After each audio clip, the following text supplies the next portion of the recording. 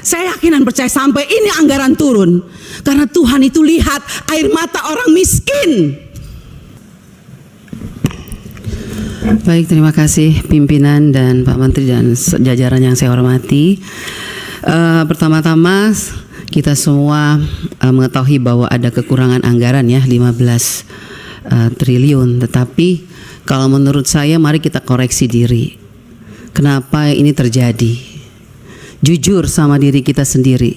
Anggaran yang sudah diberikan begitu banyak tahun 2024 apakah sudah digunakan dengan baik atau tidak? Jangan kalau dikurangin kita sedih, tapi waktu dikasih banyak kita tidak menggunakannya dengan baik. Kenapa saya mengatakan tidak melakukannya dengan baik?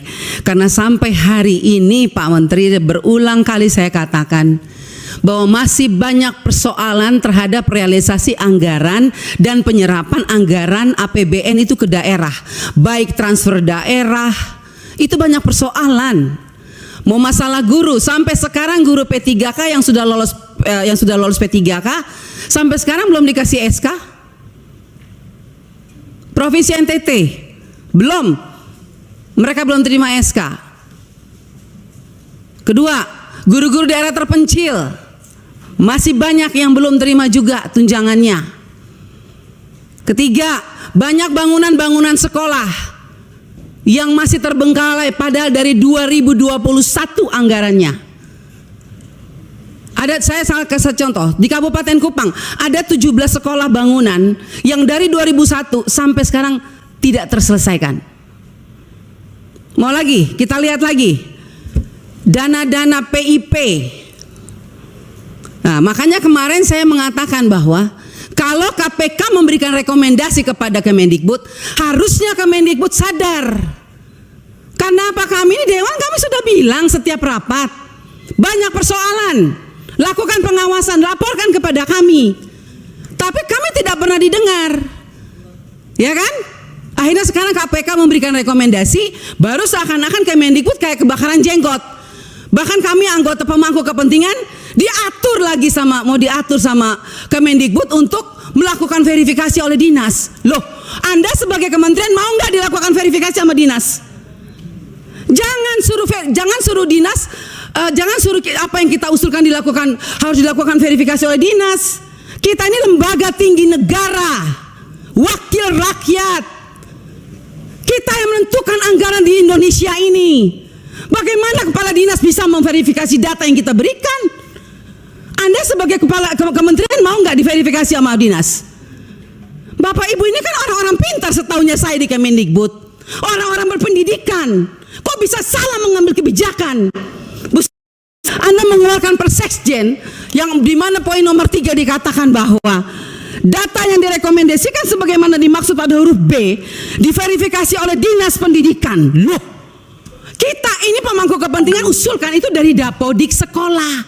Dapodik itu harusnya kan, makanya tadi Pak Andre bilang operator sekolah itu diperhatikan karena semua itu dari operator sekolah. Kepala sekolah aja kadang-kadang tidak tahu apa yang terjadi dilakukan oleh operator sekolah. Dinas pendidikan juga nggak tahu.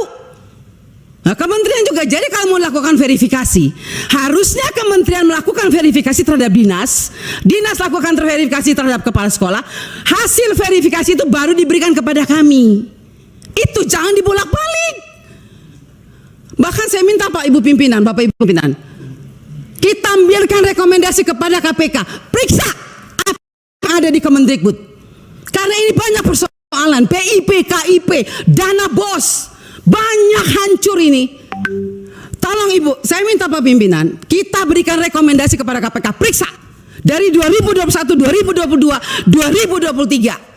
Nggak usah tambah anggaran kalau memang banyak korupsi, uang negara habis, bukan untuk rakyat. Saya marah Pak Menteri untuk sekian kalinya, karena memang ini kenyataannya di lapangan. Jangan dong kita dibikin seperti anak kecil. Kok apa yang diusulkan kita mesti diverifikasi oleh dinas pendidikan? Anda mau nggak sebagai menteri diverifikasi oleh Dikbud, oleh dinas? Jangan aneh-aneh lah. Kalian tuh dipilih oleh presiden, harusnya berikanlah yang terbaik untuk rakyat. Semoga pembicaraan saya ini dilihat oleh presiden yang baru.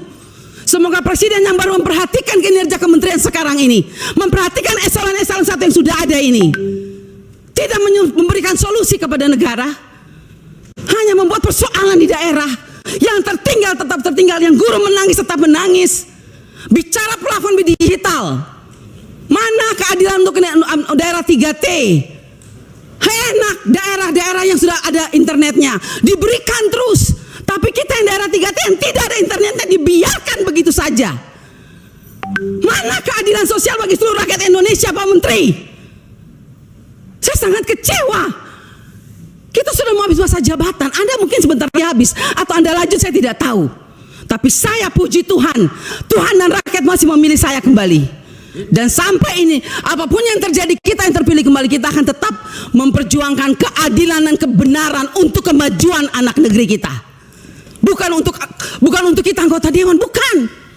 Jadi jangan aneh-aneh punya pikiran negatif terhadap wakil rakyat. Semua data-data yang kita pilih itu adanya di Dapodik sekolah. Perhatikan dong operator sekolah, perhatikan kepala sekolah, perhatikan dinas. Jangan hanya urus yang besar-besar triliunan, tapi begitu sampai di bawah tidak pernah diperhatikan. Omong kosong semua ini. Saya setuju KPK memberikan rekomendasi. Bila perlu kita berikan rekomendasi kepada KPK, periksa Kemendikbud. Biar kita lihat siapa yang bobrok, siapa yang mencintai negeri ini sebetulnya. Wakil rakyatkah atau mereka? Jangan begitu dong. Bikin Persesjen memalukan, Bu Sekjen. Ya iyalah, Anda jangan senyum. Anda membuat Persesjen, tidak pikir, masa kita diverifikasi oleh dinas? Mending kalau kepala dinasnya bersih. Kalau kepala dinasnya justru yang mencuri uang PIP, bagaimana Ibu? Saya mau tanya sekarang, jawab. Apa Anda pikir semua kepala dinas bersih? Oh tidak.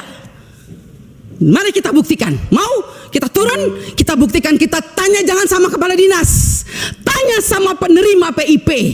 Itu baru bisa dapat jawabannya. Kalau Anda hanya turun hanya di dinas, semua jawabannya bagus. Tapi coba turun ke rakyat, turun ke penerima orang tua. Kalau nggak lihat itu orang tua punya air mata.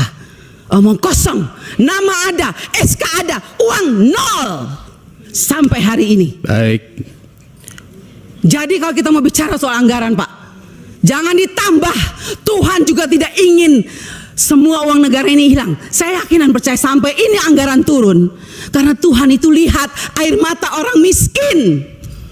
Jadi kalau anggaran turun jangan marah. Mungkin inilah kehendak Tuhan supaya kita koreksi diri, stop dan bertobat. Kalau mau lihat bangsa ini baik dan lebih maju. Terima kasih pimpinan. Baik, terima kasih.